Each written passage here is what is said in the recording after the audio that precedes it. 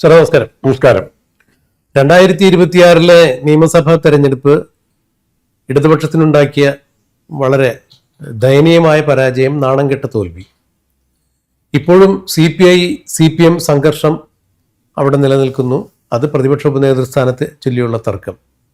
ഇതിലൊരു വിട്ടുവീഴ്ചയും ചെയ്യില്ല എന്ന് പ്രതിപക്ഷ നേതാവായ പിണറായി വിജയൻ പറയുന്നു. കാരണം ഈ CPI ഉപനേതൃസ്ഥാനം, ഇടതുപക്ഷത്തിന്റെ പ്രതിപക്ഷ ഉപനേതൃസ്ഥാനം എന്നുള്ളത് CPMന് അവകാശപ്പെട്ടതാണ്. CPIക്ക് അതിൽ യാതൊരു തരത്തിലുള്ള അവകാശങ്ങൾ ഉന്നയിക്കാനുള്ള സാധ്യതയില്ല, യോഗ്യതയില്ല. അതുകൊണ്ട് ഇനി അത് ചർച്ചയില്ല, അടഞ്ഞ അധ്യായം. എന്നാൽ CPIയുടെ സംസ്ഥാന സെക്രട്ടറി ബിനോയ് വിശ്വം പറഞ്ഞിട്ടുണ്ട്, ചില വിഷയങ്ങളിൽ ചർച്ച ചെയ്ത് തന്നെ തീരുമാനിക്കേണ്ടതാണ്. പ്രതിപക്ഷ ഉപനേതൃസ്ഥാനത്തിൻ്റെ കാര്യത്തിൽ അത് CPIക്ക് വേണം എന്നുള്ളതിൽ വിട്ടുവീഴ്ചയില്ല. ഈ സാഹചര്യത്തിൽ 2026 നിയമസഭാ തെരഞ്ഞെടുപ്പിന് ശേഷം ഇടതുപക്ഷം മുന്നണി യോഗം ചേർന്നിരിക്കുന്നത് ഒരേ ഒരു പ്രാവശ്യമാണ്. ഇപ്പോഴും ഇടതുപക്ഷത്തിൻ്റെ LDF കൺവീനർ പറയുന്നു, TP രാമകൃഷ്ണൻ പറയുന്നു, ചെറിയൊരു പ്രശ്നം മാത്രമാണ് എന്നുള്ളത്. പക്ഷെ ചെറിയ പ്രശ്നമല്ല എന്നുള്ളതാണ് അത്തരം വിഷയങ്ങളെ നമ്മൾ സൂക്ഷ്മമായി നിരീക്ഷിക്കുമ്പോൾ മനസ്സിലാക്കാൻ കഴിയുന്നത്. ഈ സാഹചര്യത്തിലാണ് സെപ്റ്റംബറിൽ വിപുലീകരിച്ച CPI CPM, അതായത് ഇടതുപക്ഷത്തിൻ്റെ വിപുലീകരിച്ച യോഗം നടക്കുന്നത്, CPMന്റെ വിപുലീകരിച്ച സംസ്ഥാന സമിതി നടക്കുന്നത്. അപ്പോൾ നിലവിലെ തോൽവിയുടെ സാഹചര്യത്തിൽ പിണറായി വിജയനും MP ഗോവിന്ദനുമെല്ലാം നേതൃസ്ഥാനം ഒഴിയണം എന്ന ചില അഭ്യൂഹങ്ങൾ ഉയരുന്ന ആ ഒരു സാഹചര്യം നിലനിൽക്കുന്ന സമയത്ത് വിപുലീകരിച്ച സംസ്ഥാന സമിതിയിൽ തീർച്ചയായും ചില തലകളൊക്കെ ഉരുളും എന്നുള്ളത് ഉറപ്പായിരിക്കുന്നു. MP ഗോവിന്ദന് CPMന്റെ സംസ്ഥാന സെക്രട്ടറി പദം നഷ്ടമാകും. ഒരു വേള പിണറായി വിജയനെ കൊണ്ട് നിർബന്ധപൂർവ്വം അവധിയെടുപ്പിച്ചോ അസുഖത്തിൻ്റെ പേരിലോ പ്രതിപക്ഷ നേതൃസ്ഥാനവും മാറേണ്ടതായിട്ട് വരും. അങ്ങനെയെങ്കിൽ CPMന്റെ സംസ്ഥാന സെക്രട്ടറി പദത്തിലേക്ക് ഉയർന്നു വരാൻ സാധ്യതയുള്ള ഒരു പേരുകാരനായി ഇപ്പോൾ കണ്ണൂരിൽ നിന്നും പറഞ്ഞു കേൾക്കുന്നത് ജയരാജത്രയങ്ങളിലെ P ജയരാജനാണ്. ഒരുപക്ഷെ CPMന്റെ കണ്ണൂരിൽ പിണറായിയേക്കാൾ ജനകീയനായ മുഖം തന്നെയാണ് കേരളത്തിലും ഇടതുപക്ഷത്തിന്റെ ജനകീയനായ ആള് പിണറായിയേക്കാൾ P ജയരാജനാണെന്ന് പറയുമ്പോൾ എങ്ങനെയാണ് രാജ്മോഹൻ സാർ ഇതിനെ നോക്കിക്കാണുന്നത്? ഒന്ന്, തെരഞ്ഞെടുപ്പിൽ തോറ്റു ദയനീയമായി തോറ്റു. അതിൻ്റെ ഒറ്റ കാരണക്കാരൻ്റെ പേര് പറയാനുള്ളത് പിണറായി വിജയൻ തന്നെ, അല്ലെങ്കിൽ പിണറായി വിജയൻ്റെ മന്ത്രിസഭയും ഭരണവും. ഇത് പറയാൻ പറ്റും, ഒറ്റ പേര് മാത്രമാണെങ്കിൽ. പിന്നെ വേറെ ഒത്തിരി ഘടകങ്ങൾ വേറെ വരും. ഇതിൽ ഇലക്ഷനിൽ തോറ്റു എന്നുള്ളത് കൊണ്ട് ലീഡർഷിപ്പും മാറണം. സാധാരണ തെരഞ്ഞെടുപ്പ് രംഗത്ത്, ഏത് തെരഞ്ഞെടുപ്പ് രംഗത്തും, ഇപ്പം നമ്മുടെ പബ്ലിക് ഇലക്ഷൻ ആണെങ്കിലും ജനറൽ ഇലക്ഷൻ ആണെങ്കിലും ഏത് തെരഞ്ഞെടുപ്പിലും നമ്മൾ പറയുന്നൊരു ഇതുണ്ട്, TINA factor. There is no other alternative. ഇപ്പോൾ കോൺഗ്രസ് കാലാകാലങ്ങളിൽ ജയിച്ചുകൊണ്ടിരുന്നപ്പോൾ പറയും കോൺഗ്രസിന് ബദലായിട്ട് അഖിലേന്ത്യാ തലത്തിൽ പാർട്ടി ഇല്ല, അതുകൊണ്ട് കോൺഗ്രസ് ജയിക്കുന്നു. BJPയുടെ സ്ഥിതി ഇറക്കം അങ്ങനെ ആയി വരികയാണ്. CPMന്റെ ഇപ്പോഴത്തെ പ്രശ്നം ടിന ഫാക്ടറിന് ഇവിടെ ലീഡർഷിപ്പിൻ്റെ കാര്യത്തിലാണ്. പിണറായി വിജയൻ അല്ലാതെ മറ്റാരെ എന്നുള്ള ചോദ്യമുണ്ട്. ഇപ്പോൾ പെട്ടെന്ന് ചോദിച്ചാൽ നമുക്ക് പോലും ഒരു സജഷൻ പറയാൻ പോലും ഇല്ല. പാർട്ടിക്കാർ പക്ഷേ ഇത് ആലോചിച്ച് ചില പേരുകളിലേക്ക് സീറോയിങ് ഡൗൺ ചെയ്യുന്നുണ്ട് പാർട്ടിക്കാർ. ഉദാഹരണത്തിന് ഇപ്പോൾ ലാസ്റ്റ് താങ്കൾ പറഞ്ഞ P ജയരാജൻ്റെ പേര്. P ജയരാജന് അത് സാധിക്കണമെങ്കിൽ അടിസ്ഥാനപരമായി കണ്ണൂരെ പാർട്ടി അണികൾ കൂടെ നിൽക്കണം. ഏതെല്ലാം നേതാവ് കൂടെ നിന്നാലും അണികളുണ്ടെങ്കിൽ ആ നേതൃത്വത്തെ തിരുത്താമെന്ന് തെളിയിച്ച 2-3 സംഭവങ്ങളുണ്ട്. അച്യുതാനന്ദൻ പിണറായി അത് കാണിച്ചതാണ്. നേതാക്കന്മാർ മുഴുവൻ ഒരു വശത്തായിട്ടും, കണ്ണൂരിലെ മുഴുവൻ ഒരു വശത്തായിട്ടും, അല്ലെങ്കിൽ CPMന്റെ പ്രധാനപ്പെട്ട എല്ലാ നേതാക്കളും ഒരു വശത്തായിട്ടും അച്യുതാനന്ദനെ മത്സരിപ്പിക്കാൻ ഇവർ നിർബന്ധിതരായി. അതെ. അപ്പോൾ ഈ സാഹചര്യം ഇവിടെ വീണ്ടും ഉണ്ട്. അതുപോലെ CPMന്റെ ഒരു സംഘടനാ ചട്ടക്കൂട് അനുസരിച്ചിട്ട് അത്തരത്തിലൊന്നും സംഭവിക്കാൻ സാധ്യതയില്ലാത്തതാണ് അവിടെ. പക്ഷെ അതിന്റെ വേറൊരു പാരല നമ്മുടെ സതീശൻ, അതെ, VD സതീശൻ മുഖ്യമന്ത്രിയായാലും അങ്ങനെ തന്നെ ആ സാഹചര്യത്തിലാണ്. അപ്പം കേരളത്തിലൊരു പുതിയ ജനങ്ങളുടേതായ ഒരു കാഴ്ചപ്പാട് ഡെവലപ്പ് ചെയ്യുന്നുണ്ട്. ഇന്നലെ സംഘടനകളും സമുദായങ്ങളെയൊക്കെ മാറ്റിവെച്ചുകൊണ്ട് ജനങ്ങളുടെ ചിന്തയ്ക്ക് പ്രാധാന്യം കിട്ടുന്ന റിസൾട്ടുകൾ ഉണ്ടായിക്കൊണ്ടിരിക്കുക. ആ റിസൾട്ടുകളിൽ ഒന്ന് വേണമെങ്കിൽ ഇവിടെ ആ റിസൾട്ടിന്റെ പേരിൽ പിണറായി വിജയനെ മാറ്റി നിർത്താം. പിന്നെ ഈ കാലാകാലങ്ങളിൽ കണ്ണൂർ ലോബി കാണിച്ചിരിക്കുന്ന അതിബുദ്ധി, അത് പിണറായി വിജയനെ പോലുള്ളവരെ നയനാരൊക്കെ ആണെങ്കിലും കാണിച്ചിരിക്കുന്ന അതിബുദ്ധി എല്ലാ പ്രധാനപ്പെട്ട നേതാക്കളും കണ്ണൂർ ജില്ലയിലാണ്. EP ജയരാജനത്, P ജയരാജനത്, MP ജയരാജനത്, ഇവരെല്ലാം കണ്ണൂർ ജില്ലയിൽ നിന്നാകുമ്പം അവർക്ക് പൂർണ്ണമായിട്ട് അതിൻ്റെ നേതാവ് ആരായി? പിണറായി വിജയനായി. പിണറായി വിജയൻ അതിൻ്റെ നേതാവായപ്പോഴേക്കും ആ പാർട്ടി മുഴുവൻ അവരുടെ കയ്യിലായി. കാരണം വേറെ ജില്ലകളിലൊന്നും നേതാക്കന്മാരില്ല. നേതാക്കന്മാരില്ലാത്ത അവസ്ഥ ഉണ്ടാക്കിയവർ. ഐസക്കിനോ ബേബിക്കോ അങ്ങനെ ഇഷ്ടംപോലെ നമ്മുടെ സുധാകരനോ ഒക്കെ ഇതിന്റെ നേതാവാകാമായിരുന്നവരാ. പക്ഷെ അവരെയൊക്കെ ആ മെയിൻ സ്ട്രീമിൽ നിന്ന് മാറ്റി നിർത്തി സബോർഡിനേറ്റ് ലീഡേഴ്സായിട്ട് കൊണ്ടുവരണം. അതിന്റെ കാരണം എന്നാൽ കണ്ണൂരിന്റെ പേരിൽ മേധാവിത്വം നിൽക്കും, പക്ഷെ ആ കളി പൊളിയാൻ പോവാണ്. ആ കളിയെ വീണ്ടും ഇവർ ആവർത്തിക്കും. ചിലപ്പോൾ നിവൃത്തിയില്ലാത്ത ഘട്ടത്തിൽ പിണറായി വിജയൻ വരെ ആരുടെ പുറകെ പോവും? പി ജയരാജൻ്റെ പുറകെ പോയേക്കാം. അങ്ങനെ വന്നാൽ പി ജയരാജൻ്റെ ചാൻസ് കൂടുകയാണ്. പക്ഷെ പി ജയരാജന് പാർട്ടിക്ക് മസിൽ പവറിൻ്റെ ഉത്തേജനമല്ലാതെ എന്ത് ഉത്തേജനം നൽകാൻ പറ്റും? ഇപ്പോൾ പി ദേവിയൊക്കെ അവിടെ ആ ജില്ലയിൽ തന്നെ ഉള്ളതാണ് അല്ലേ? ആ ജില്ലയിലുണ്ടായ സംഭവങ്ങളാണ്. എന്ത് ചെയ്യാൻ പറ്റി? അത് ആ ചോദ്യം ഫേസ് ചെയ്യേണ്ടി വരും. പക്ഷേ തൽക്കാലം ഇവരുടെ ഈ ഹാർഡ് കോർ അണികളുണ്ട്. അടിക്കാനും കുത്താനും വെട്ടാനും കോടതിയിൽ പോയി ജാമ്യം എടുക്കാനും പ്രതികളാകാനും ഒക്കെയുള്ള ഒരു വിഭാഗം അണികളുണ്ട് എല്ലാ ജില്ലയിലും. ഇവരുടെ നേതാവായിട്ടുള്ളത് പിണറായി വിജയനാണ്. അല്ല, പിണറായി വിജയനല്ല, പി ജയരാജനാണ്. ഈ പി ജയരാജൻ ആ സ്ഥാനത്തേക്ക് വരുമ്പോൾ സ്വാഭാവികമായിട്ടും അത്തരം അണികൾ ഊർജ്ജസ്വലരാകുകയും പാർട്ടി മെഷീനറി, അതായത് ഇവരുടെ മെഷീനറി, ആ മെഷീനറി കൂടുതൽ ശക്തമായിട്ട് ചലിക്കുകയും ചെയ്യാനുള്ള സാധ്യതയുണ്ട്. പക്ഷേ ഇപ്പോൾ ഈ ലീഡർഷിപ്പ് ഇങ്ങനെയൊക്കെ വന്നു കഴിഞ്ഞാൽ CPI പോലുള്ള കക്ഷികൾ, ഘടകകക്ഷികൾ, ഇപ്പോൾ CPI ഉള്ള മിച്ചം അംഗീകരിക്കുകയോ ഇല്ലയോ? അതാണ് ചോദ്യം. എൻ്റെ ചോദ്യം തിരിച്ചങ്ങോട്ടതാണ്. അല്ല, ഇപ്പോൾ ഈ CPM സംബന്ധിച്ചിടത്തോളം ഈ നിർണായകമായ അല്ലെങ്കിൽ വളരെ ദയനീയമായ ഒരവസ്ഥയിൽ നിൽക്കുന്നു.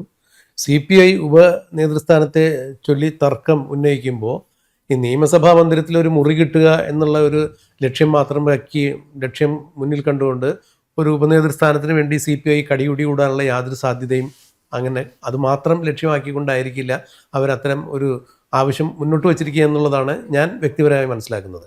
ഇപ്പോഴത്തെ ഇടതുപക്ഷ ജനാധിപത്യ മുന്നണിയുടെ ഒരു ബലഹീനത കണക്കിലെടുക്കുമ്പോൾ CPIയുടെ സ്ഥാനം ഇവിടെ ഒട്ടും സുരക്ഷിതമല്ല.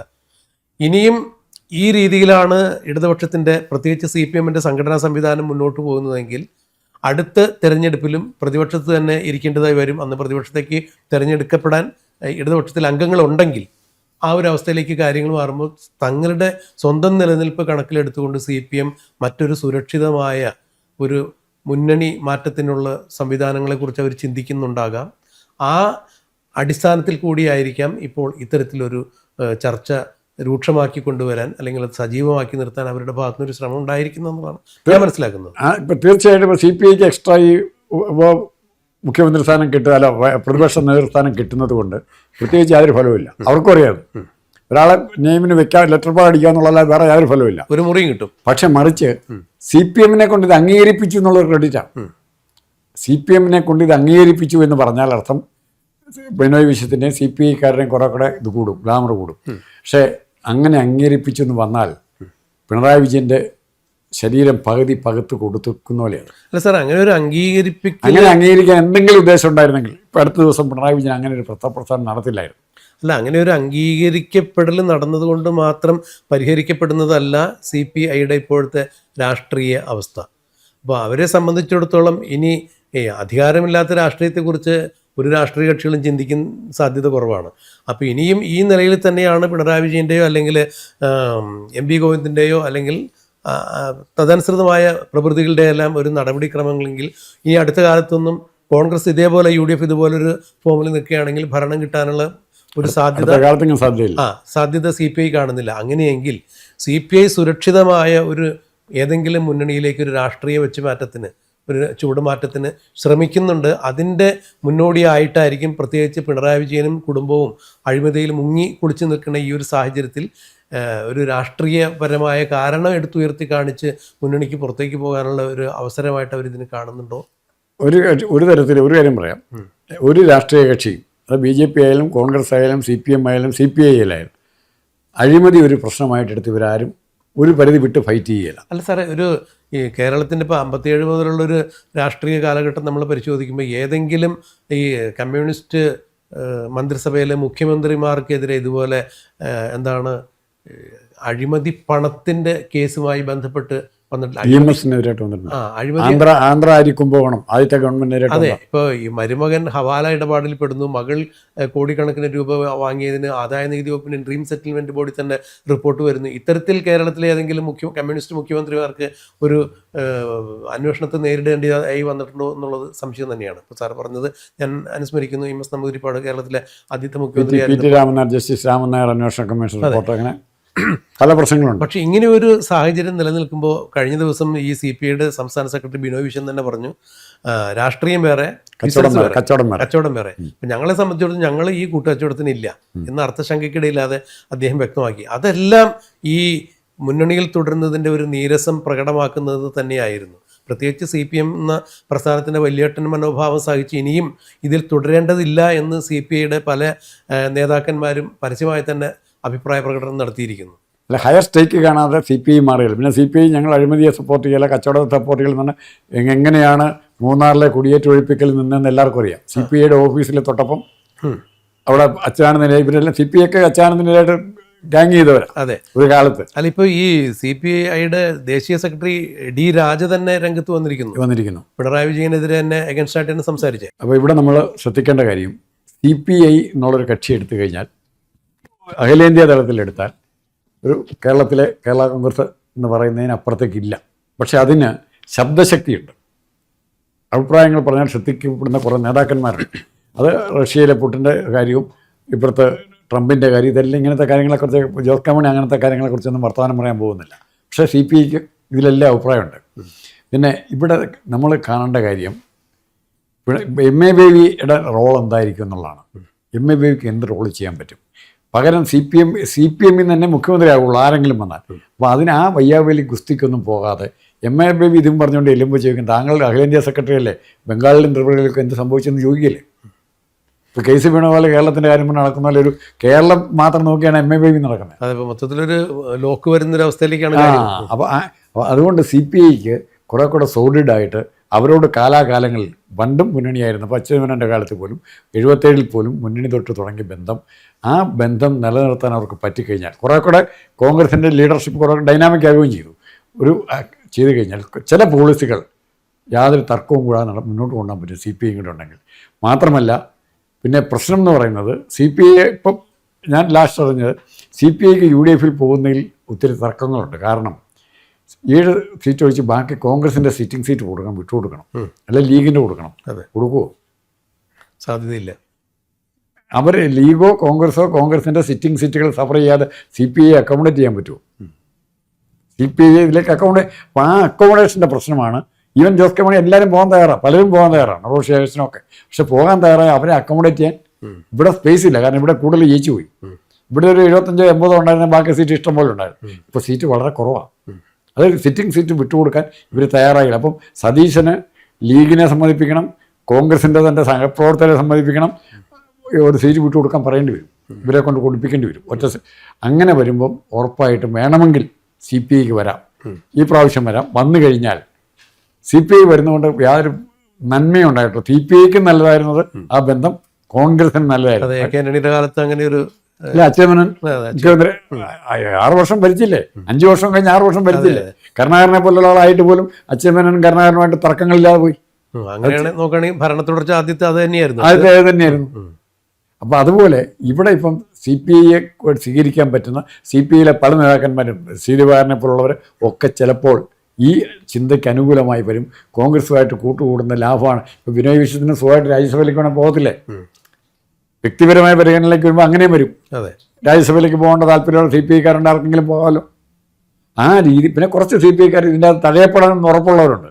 അവർ ചിലപ്പോൾ CPIയുടെ ശക്തി കേന്ദ്രങ്ങളിലൊന്നായിരുന്നു കൊല്ലം, അതുപോലെ തൃശ്ശൂർ ചില സീറ്റൊക്കെ പോയി. ആ സീറ്റൊക്കെ തിരിച്ചു കൊടുക്കാൻ പറ്റും. ഇപ്പോൾ കൊടുങ്ങല്ലൂർ തിരിച്ചു കൊടുക്കാൻ പറ്റും. ഇനി സുമേഷ് കുമാറിൻ്റെ സീറ്റായിരുന്നത് സുരേഷ് കുമാർ. അപ്പോൾ ആ സീറ്റിന് തിരിച്ചു കിട്ടിയല്ല CPIക്ക്. അപ്പം കോൺഗ്രസുമായിട്ട് ചേരുന്നുണ്ട് അങ്ങനെ ചില നട്ടക്കച്ചവടങ്ങളുണ്ട്. അല്ലെങ്കിൽ മാന്യമായിട്ട് ഇവിടെയും സീറ്റ് കിട്ടും, കർണാടകത്തിന് സീറ്റ് കിട്ടും, മറ്റേതെങ്കിലും സംസ്ഥാനത്തിനും കോൺഗ്രസുമായിട്ട് ചേർന്ന് കൂടുതൽ സീറ്റ് കിട്ടും. ഈവൻ ബംഗാളിൽ പോലും തൃണമൂലും കോൺഗ്രസും CPIയും കൂടെ ഒരു അലയൻസ് ഉണ്ടായിക്കഴിഞ്ഞാൽ ഭയങ്കര വ്യത്യാസം വരും. ഇതിനേക്കാളൊക്കെ ലാഭമായിരിക്കും. CPI ഏറ്റവും കൂടുതൽ സന്തോഷത്തോടെ സ്വീകരിക്കുന്ന തൃണമൂലായിരിക്കും. കാരണം മറ്റത് പൂർണ്ണമായിട്ട് തീരുമല്ലോ. ഇവിടെയും അങ്ങനെ. പിന്നെ രണ്ടാമത് ഒരു അസ്ഥികൂടം നിൽക്കുന്ന കാണാം. എവിടെയാണെന്നറിയോ? ഇടതുപക്ഷ മുന്നണിയിൽ CPIയും കൂടെ പോന്നു കഴിഞ്ഞാൽ പിന്നെ ആരാ ഉള്ളത്? പിണറായി വിജയൻ മാത്രം. അപ്പോൾ CPM എന്നങ്ങ് പറഞ്ഞാൽ പോരെ. മറ്റേ പുള്ളിയും കൂടെ പറഞ്ഞ് UDFിലേക്ക് വിട്ടാക്ക്, കുത്തുപുറമ്പിന് ജയിച്ച ജനതാദളുകാരനെയും കൂടെ. പിന്നെ CPMൽ ആരാ ഉള്ളത് ഘടകകക്ഷിയായിട്ട്? മുന്നണി എന്ന് പറയേണ്ട ആവശ്യമില്ല. പിന്നെ CPIയും കൂടെ പോന്നു കഴിഞ്ഞാൽ അങ്ങോട്ട് പോരുകയാണ്. രാജ്യസഭയുടെ പ്രതീക്ഷ മുഴുവൻ തീരും. ഇപ്പോൾ ജോസ് കെ മാണി എൻ്റെ കൂടെ ഇപ്പോഴും നിൽക്കുന്നതിൻ്റെ കാര്യം രാജ്യസഭ കിട്ടുമെന്ന് വിചാരിച്ചാൽ എങ്ങനെയെങ്കിലും ഒരു സീറ്റ് ഒപ്പിച്ചാൽ മതിയല്ലോ, കാശ് കൊടുത്താണെങ്കിലും മേടിക്കാം. പക്ഷെ അത് നടക്കണമെന്നില്ല. CPIയുടെ നിലപാട് വളരെ നിർണായകമാകും. അല്ലെങ്കിൽ നമ്മൾ പ്രതീക്ഷിക്കുന്നതിനപ്പുറത്തെ വില CPM-ന് കൊടുക്കാൻ CPIക്ക് കൊടുക്കാൻ CPM നിർബന്ധമാകും. എന്തായാലും ഈ ഒരു അവസ്ഥയിൽ ഇപ്പം ഇങ്ങനെ കേൾക്കുന്ന അഭ്യൂഹങ്ങൾ ജയരാജനിലേക്ക് ഇത് എത്തുമോ ഇല്ല എന്നുള്ളത് എത്തിയാലും നമുക്ക് കുറ്റം പറയാൻ സാധിക്കില്ല. പക്ഷേ സാറ് ചൂണ്ടിക്കാണിച്ചതുപോലെ മസിൽ പവർ കൊണ്ട് മാത്രം മുന്നോട്ട് കൊണ്ടുപോകാൻ പറ്റിയ ഒന്നല്ല രാഷ്ട്രീയമായിട്ടുള്ള ഒരു പ്രവർത്തനം. അതിൻ്റെ ജനകീയ സ്വീകാര്യതയൊക്കെ ഉണ്ടാവണമെന്നുണ്ടെങ്കിൽ അതിനെ നേരിട്ട് ഇച്ഛാശക്തിയുള്ള നേതാവ് തന്നെ നയിക്കേണ്ട ഒരു കാലഘട്ടത്തിലേക്ക് കാര്യങ്ങൾ മാറുന്നു. അപ്പം അത്തരം സാഹചര്യങ്ങൾ പരിശോധിക്കപ്പെടുമ്പോൾ പറഞ്ഞു കേൾക്കുന്നത് പോലെ ജയരാജനിലേക്ക് ഇത് എത്തിയാലും മസിൽ പവർ കൊണ്ട് മാത്രം ഒരു രാഷ്ട്രീയ സംഘടനയെ മുന്നോട്ട് കൊണ്ടുപോകാനുള്ള ഒരു ബാക്ക്ഗ്രൗണ്ട് അല്ലെങ്കിൽ അതിനെ പറ്റിയൊരു ഭൂമിയല്ല കേരളം. ഇച്ഛാശക്തിയുള്ള, അതായത് നിലവിൽ ഇപ്പോൾ ഉള്ള ആളുകളെക്കാൾ ഇച്ഛാശക്തിയുള്ള പ്രവർത്തനക്ഷമതയുള്ള ഒരു നേതൃത്വം വന്നാൽ മാത്രമേ ഇടതുപക്ഷത്തിന് കാര്യമായി എന്തെങ്കിലും ചെയ്യാൻ സാധിക്കുകയുള്ളൂ. അല്ല എന്നുണ്ടെങ്കിൽ ഇപ്പോൾ നിലവിലുള്ള കുറേ ബിംബങ്ങളെ മാറ്റിവെച്ചിട്ട് കാര്യമില്ല എന്ന അവസ്ഥയിലേക്ക് കാര്യങ്ങൾ പോകും. എന്താണ് ഈ കാര്യത്തിൽ CPM-ന് അല്ലെങ്കിൽ ഇടതുപക്ഷത്തിന് പൊതുവെ സ്വീകാര്യമായിട്ടുള്ള കാര്യം എന്താണെന്നുള്ളത് നമുക്ക് കണ്ടറിയാം, കാത്തിരിക്കാം.